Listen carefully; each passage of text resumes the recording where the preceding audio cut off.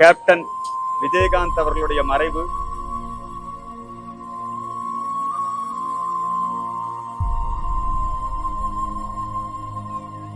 கேப்டனோட இழப்பு அப்படின்றது மாபெரும் இழப்பு. ஒரு நல்ல ஆக்டர் மட்டும் இல்ல, ஒரு நல்ல பொலிட்டீஷியன் மட்டும் இல்ல, ஒரு நல்ல மனிதர்.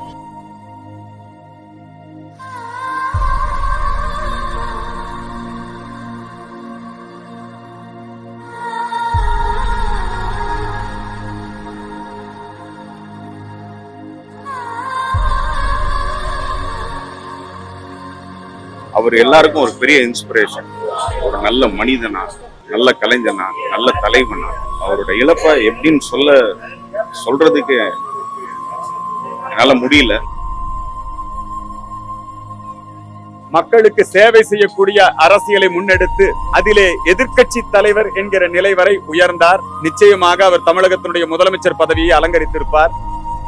அந்த பாக்கியம் தமிழக மக்களுக்கு கிடைக்கவில்லை.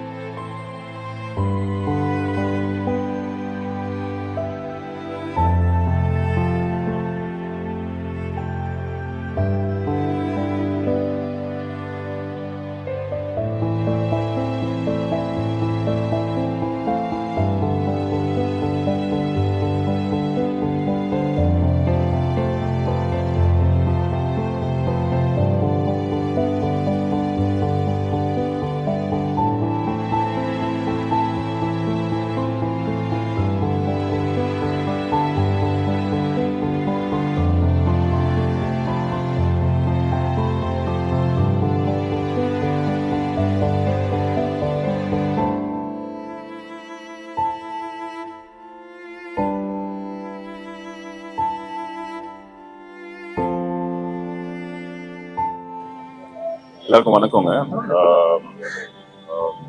விஜயகாந்த் சார் இறந்து போனப்ப நாங்க இந்தியால இல்ல, இதற்காக போயிருந்தோம். சடனா அந்த நியூஸ் கேள்விப்பட்டோம். ரொம்ப ரொம்ப பெரிய ஒரு லாஸ் இது. விஜயகாந்த் சார் பத்தி நான் நிறைய கேள்விப்பட்டிருக்கேன். பிகாஸ் அவருக்கு அதே ஏரியால தான் நான் பிறந்து வளர்ந்தேன், சாலி கிராமத்துல. ஸோ அவர் பண்ற ஒரு நல்ல காரியங்களா இருக்கட்டும், அப்புறம் அவரோட படங்கள் அந்த சின்ன பிள்ளைங்க நாங்கள் பார்த்து ரொம்ப ரசிச்சு பார்த்தோம். ஒரு நல்ல ஆக்டர் மட்டும் இல்ல, ஒரு நல்ல பொலிட்டீஷியன் மட்டும் இல்ல, ஒரு நல்ல மனிதர். நிறைய பேருக்கு நல்ல விஷயங்கள் பண்ணியிருக்காரு.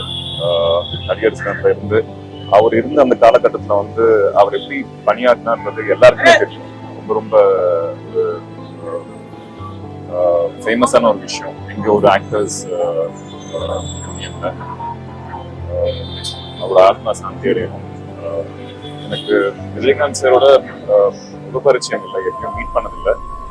ஆனா சாரே ஒரு வாட்டி எனக்கு அரவான் டைம்ல ஃபோன் பண்ணியிருந்தாரு. ஃபோன் பண்ணிட்டு ரொம்ப கஷ்டப்பட்டு நடிச்ச தம்பி, ஆல் தி பெஸ்ட் அப்படின்னு சொல்லியிருந்தாரு. அது என்னால மறக்க முடியாத ஒரு விஷயம். ஸோ அவர் எங்க இருந்தாலும் அவர் ஆத்மா சாந்தி அடையணும். அவரோட ஃபேமிலி, அவரோட ரசிகர்கள் எல்லாரும் எல்லாருமே அவர் எங்கேயுமே போலங்க, இங்கதான் இருக்காரு. ஸோ நம்ம கூடயே இருக்காரு. அவர் பண்ண நல்ல விஷயங்களா இருக்கட்டும், அவர் பண்ண ஹெல்ப்பா இருக்கட்டும், எல்லாமே நம்மளுடைய வாழ்ற ஒரு விஷயமா இருக்கும்.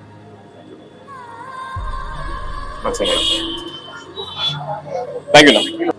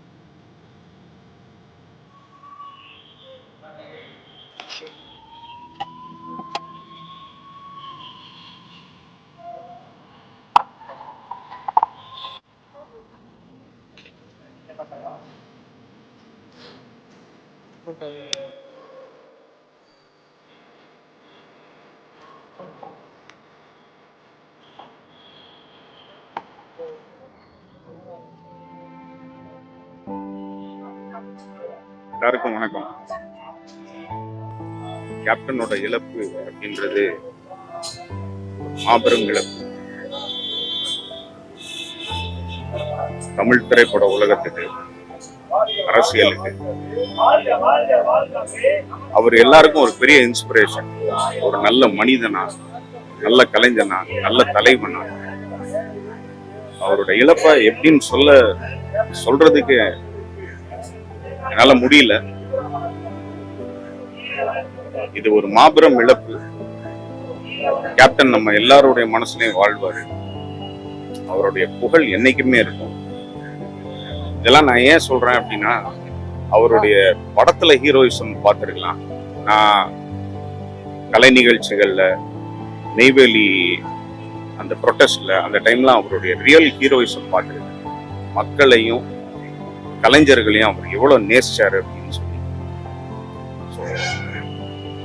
Very big loss. கேப்டன் ஆத்மா சாந்தி அடைகிறதுக்கு நான் வேண்டி.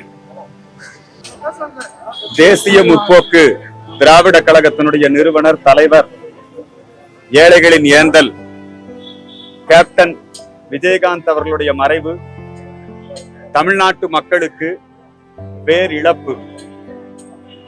அவருடைய மறைவிற்கு அவருடைய நினைவிடத்திலே வந்து நேரடியாக இந்து மக்கள் கட்சியின் சார்பிலே தேவாரம், திருவாசகம் இசைத்து அவருக்கு நாங்கள் வழிபாடு செய்திருக்கின்றோம்.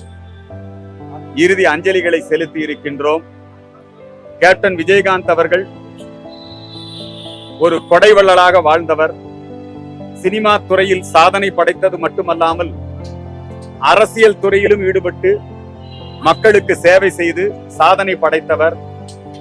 திமுக, அதிமுக இந்த இரண்டிற்கும் மாற்றாக ஒரு நேர்மையான, உண்மையான, மக்களுக்கு சேவை செய்யக்கூடிய அரசியலை முன்னெடுத்து அதிலே எதிர்க்கட்சி தலைவர் என்கிற நிலை வரை உயர்ந்தார். ஆனால் தமிழக மக்களுக்கு ராசி இல்லைன்னு தான் சொல்லணும். கேப்டன் விஜயகாந்த் அவர்கள் தொடர்ந்து அவர் இந்த மக்கள் பணியை செய்து கொண்டு வந்திருந்தால் நிச்சயமாக அவர் தமிழகத்தினுடைய முதலமைச்சர் பதவியை அலங்கரித்திருப்பார். அந்த பாக்கியம் தமிழக மக்களுக்கு கிடைக்கவில்லை. எப்படியாவது தமிழகத்திலே ஏழை மக்களை போற்றி பாதுகாக்கக்கூடிய, அவருடைய வாழ்நாளில் இயன்றதை செய்வோம், இயலாதவர்க்கே என்று தன்னுடைய பிறந்த நாளையே வறுமை ஒழிப்பு தினமாக அறிவித்து பல சேவைகளை பல்வேறு தரப்பட்ட மக்களுக்கு உதவி இருக்கிறார். ஏழைகளுக்கு உதவக்கூடிய ஒரு தலைவர் காலமானது தமிழக மக்களுக்கு பேரிழப்பு. அவருடைய கருத்துக்களையும் கொள்கைகளையும் தமிழக மக்களிடையே எடுத்துச் செல்ல வேண்டியது அவருடைய ஃபாலோயர்ஸ் அத்தனை பேருக்கும் ஒரு மிகப்பெரிய கடமையாக இருக்கின்றது. நாங்கள் அவருடைய இந்த மறைவிற்கு எங்களுடைய அஞ்சலிகளை செலுத்தி அவர் விரும்பிய அரசியல் மாற்றத்தை தமிழகத்திலே ஏற்படுத்த சபதம் எடுத்திருக்கிறோம்.